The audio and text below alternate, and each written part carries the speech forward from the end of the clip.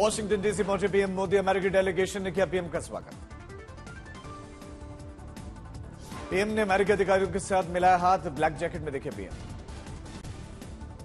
आज अमेरिका के नवनिर्वाचित राष्ट्रपति डोनाल्ड ट्रंप से करेंगे पीएम मोदी मुलाकात। चुनाव जीतने के बाद ये पहली मुलाकात। दोनों देशों के संबंधों के लिए अहम माना जा रहा पीएम मोदी का अमेरिकी दौरा। मोदी और ट्रंप के बीच व्यापार समेत कई मुद्दों पर चर्चा।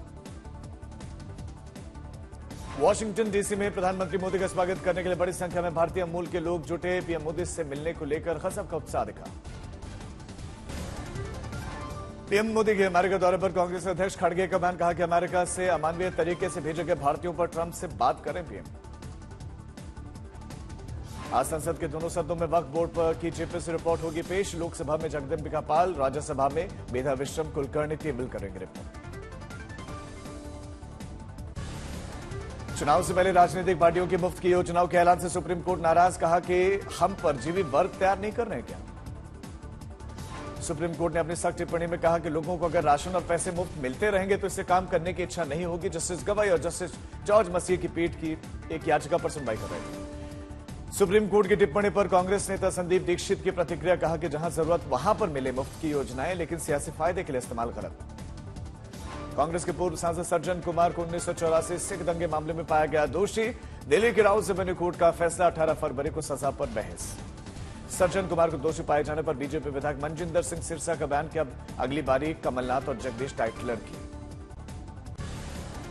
बीजेपी नेता तरुण चुग ने फैसले को बताया पंजाब के लिए अहम दिन। 1984 के सिख खतोगारत की मौत के तांडव के खलनायक सज्जन कुमार को कोर्ट ने ठहराया दोषी। कहा आज तक और सी वोटर के सर्वे में सामने आया देश का सियासी मिजाज। अगर आज हुए चुनाव तो एनडीए गठबंधन को मिल सकती 343 सीटें, इंडिया गठबंधन को 188 सीटें। आज तक और सी वोटर के सर्वे में अगर आज हुए चुनाव तो बीजेपी को अकेले मिल सकती 281 सीटें, कांग्रेस के खाते में 78 सीटें।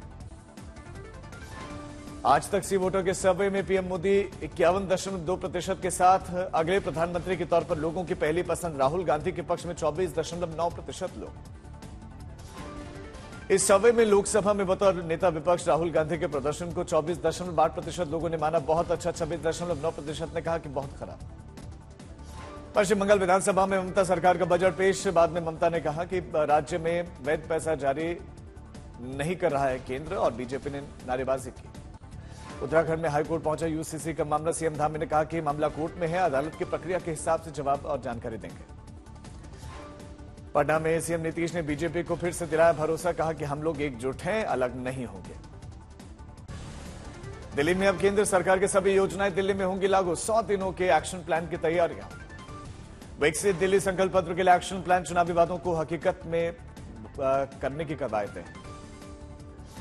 दिल्ली के सीएम पर जारी है सस्पेंस। आपने दावा किया कि बीजेपी में अंदरूनी कलह, इसीलिए नहीं हो पा रहा है नाम तय।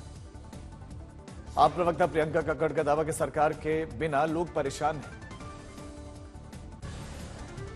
सीएम नीतीश के बेटे निशांत कुमार की राजनीति में एंट्री को लेकर पटना की सड़कों पर पोस्टर। कांग्रेस नेता ने पोस्टर्स में लिखा राजा का बेटा नहीं बनेगा राजा। दिल्ली में बीजेपी विधायक विजेंद्र गुप्ता का दावा कि छठे दिल्ली वित्त आयोग का गठन जल्दी करेगी बीजेपी सरकार जारी। और पिछले 4 साल से केजरीवाल ने गठन तक नहीं किया। दिल्ली के पूर्व मंत्री सौरभ भारद्वाज ने अपना यूट्यूब चैनल खोलने का ऐलान किया। लिखा कि यहां पर रोज नए विषय पर चर्चा करेंगे, आपके सुझाव लेंगे। कारण बताओ नोटिस मिलने पर हरियाणा के मंत्री अनिल विज ने कहा कि समय से पहले ही दे दिया 8 पन्ने का जवाब। 7 मार्च से शुरू होगा हरियाणा विधानसभा का सत्र। राज्यपाल के अभिभाषण से होगी शुरुआत। अनिल विज को लेकर सरकार को घेर सकता है विपक्ष। भदोही में वाराणसी प्रयागराज हाईवे पर महाकुंभ के श्रद्धालुओं की सेवा में जुटे बीजेपी कार्यकर्ता शिविर लगाकर भोजन, पानी, दवाइयां और दूसरी सेवाएं दे रहे हैं। पंडित दीनदयाल उपाध्याय पहुंची। सुविधा एक्सप्रेस के एसी कोच में भारी भीड़ में फंसा परिवार मदद करते दिखे आरपीएफ और जीआरपी के जवान। प्रयागराज के महाकुंभ में श्रद्धालुओं को महंगे दामों पर बेचा जा रहा सामान। 100 रुपए में बेची जा रही 50 रुपए की थाली और 50 रुपए में दी जा रही 20 रुपए की बोतल पानी की। माघ पूर्णिमा पर वाराणसी में गंगा घाटों पर लोगों की भारी भीड़। देर रात से जमा होने लगे थे लोग। माघ पूर्णिमा पर हरिद्वार के हर की पैड़ी समेत अन्य गंगा तटों पर श्रद्धालुओं की बड़ी संख्या और किया स्नान।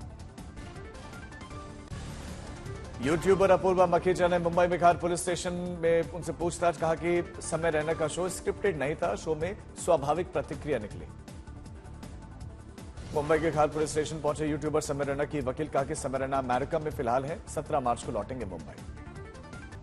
इंडियाज गॉट टैलेंट को लेकर बाबा बागेश्वर की प्रतिक्रिया, कहा कि ऐसे लोगों को सबक सिखाना जरूरी, इनको माफ नहीं हृदय और मन से करना चाहिए साहब।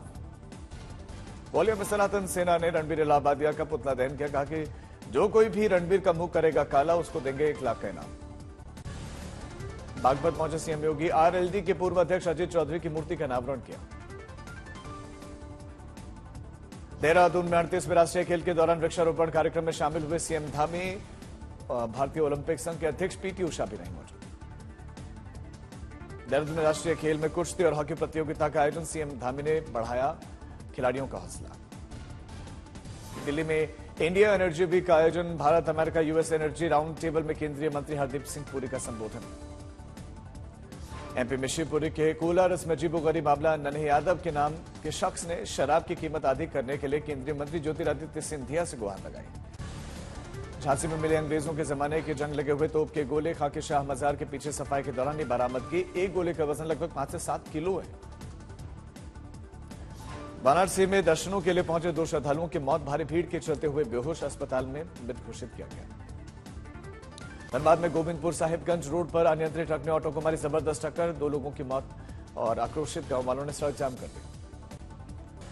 अमृतसर में पंजाब पुलिस ने 2.5 किलो ड्रग्स की जब्त, 5 तस्करों को अरेस्ट किया गया।